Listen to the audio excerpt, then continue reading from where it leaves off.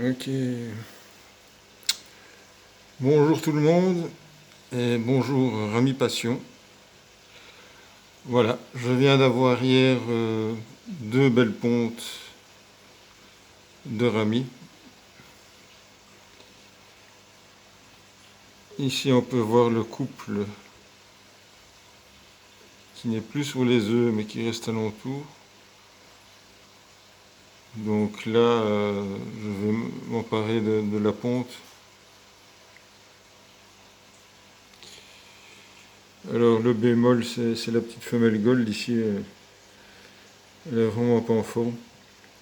Et bon, elle avait l'habitude de s'accoupler avec un rami bleu électrique, un ballon bleu électrique. Donc j'imagine que ça n'aurait pas donné grand-chose. Et en plus de ça, il mangeait des œufs. Donc voilà. Alors là, elle a à sa disposition un mâle. Mais bon, c'est pas l'amour fou. Et, ouais, il s'impose pas trop, lui, il est plutôt victime des autres, et surtout de la petite femelle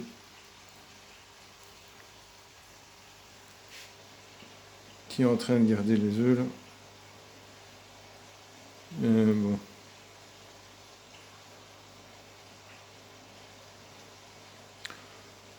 Alors ça, ce soir ou demain, je vais les enlever. En tout cas, tous les deux défendent bien les œufs. Voilà le mâle qui retourne au travail. Je dirais que 8 fois sur 10, chaque fois que je regarde, c'est lui qui garde les œufs. Un excellent père, donc. Et elle est en train de mater tout le monde. Hein, la diablesse. Enfin, la belle petite diablesse, pardon. Alors, entre parenthèses, je me suis séparé des discus, je les ai vendus.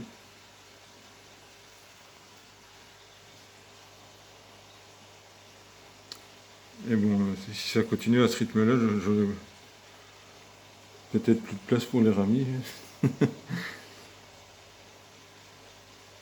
Euh, Il y a une femelle qui est un peu plus ancienne que les autres, c'est peut-être celle-là d'ailleurs.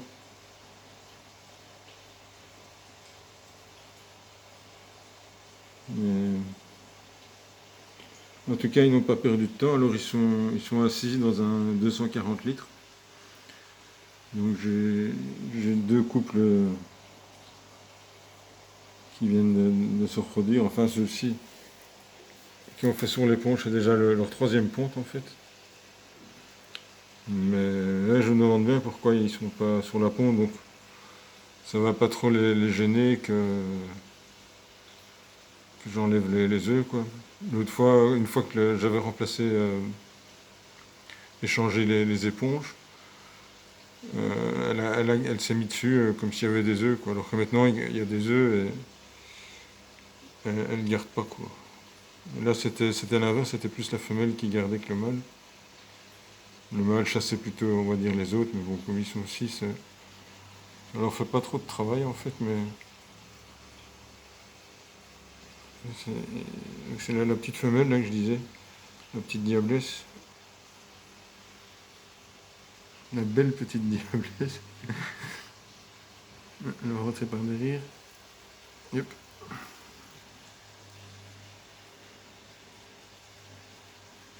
Le mâle, lui, il est beaucoup plus cool. Ce qui m'inquiète par contre, c'est dans sa nageoire caudale. C'est pour ça que je l'ai choisi, parce qu'il avait les nageoires plus longues. Mais ça se déchire un peu, enfin ça se déchire, c'est plus une belle nageoire, quoi. Elle s'est fractionnée un petit peu.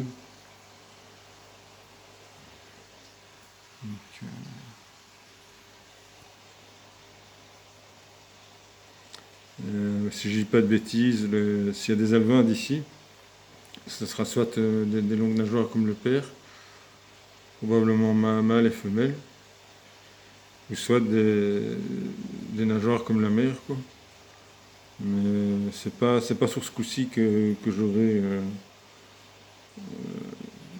la moitié du père en nageoire, je dirais. Ce qui est dommage, quoi, parce que bon, il est un peu trop long, donc un compromis entre les deux, ça aurait été plus sympa. Mais on verra bien. Enfin, avec le temps, j'espère avoir une belle lignée un peu plus qui accède des paramètres d'eau un peu plus larges et pour faire simple, je dirais plus robuste, plus tolérante. Alors ici, ouais, ça tourne à l'eau osmosée. Merci Glamorca, c'est vraiment un très bon osmoseur avec moins de pertes que l'autre. C'est 1 pour 1,20 quoi. Donc 1 litre d'eau osmosée pour 1 litre 25 de résidu. Et le résidu, on peut en faire plein de choses avec rincer, faire tirer rincer la toilette, nettoyer le sol, nettoyer la voiture. Et bon.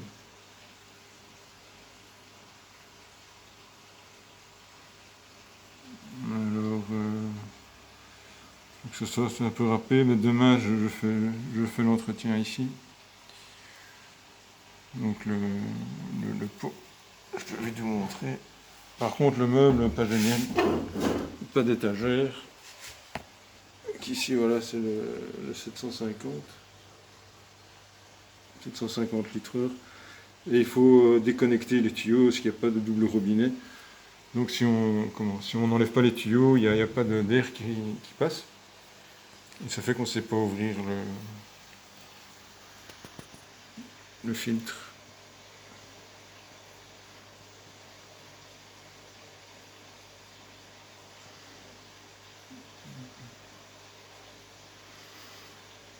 Je redonnerai un peu d'élixir aussi. Pour l'instant, j'ai donné qu'aux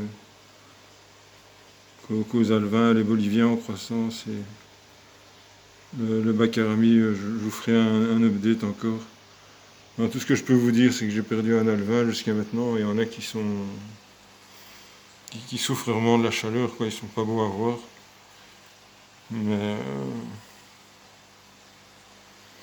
voilà, je fais cette vidéo parce que je vais enlever les œufs. En tout cas, je vais commencer par ceux-là. Et ceux-ci, je vais attendre un peu, comme les parents les ventilent bien. Et là, ouais, là, vous voyez, il n'y a pas un seul œuf qui est blanc. Donc, c'est génial. J'imagine que le pot y est pour quelque chose aussi. Donc, la laitance du mâle a mieux été concentrée sur les œufs. Tandis qu'ici, on peut déjà remarquer que malheureusement, il y a quelques œufs blancs.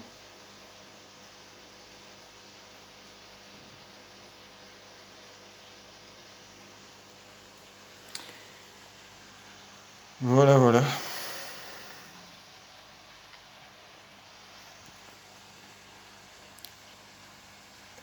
Alors, ouais, hier, j'ai été acheter un quatrième éclosoir JBL pour Artemia.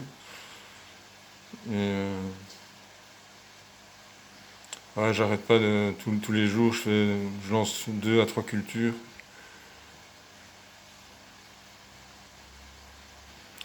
Et quand ça sort de l'œuf, c'est là que c'est le plus nutritif.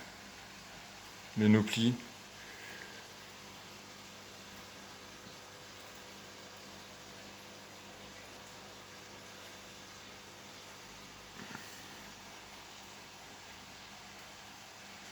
Ils sont sortis tous les deux. Mais ouais, c'est.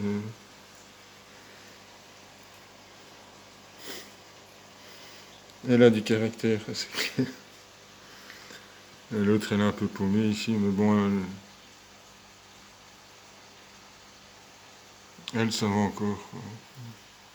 Par contre, l'autre femelle ici,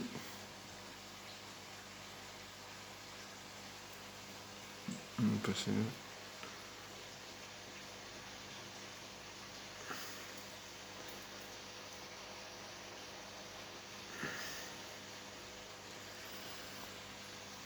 Bien, ben, j'espère que tout ça va nous donner des beaux albums.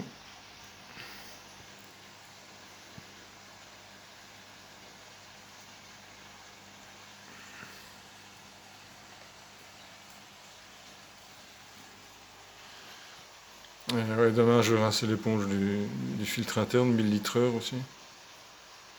Là, vous avez deux mini-oxydateurs dans lesquels j'ai rajouté une catalyse dans chacun d'eux.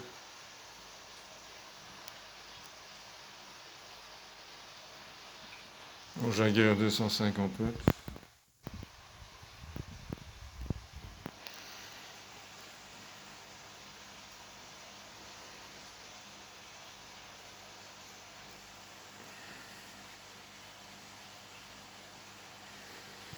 Ouais, juste avant de vous quitter, je voulais vous dire aussi que les géophagus, les grands géophagus Hyporagensis, ils ont arrêté de pondre le jour où j'ai rajouté plein de jeunes géo en croissance et c'est bizarre qu'ils n'ont plus pondu.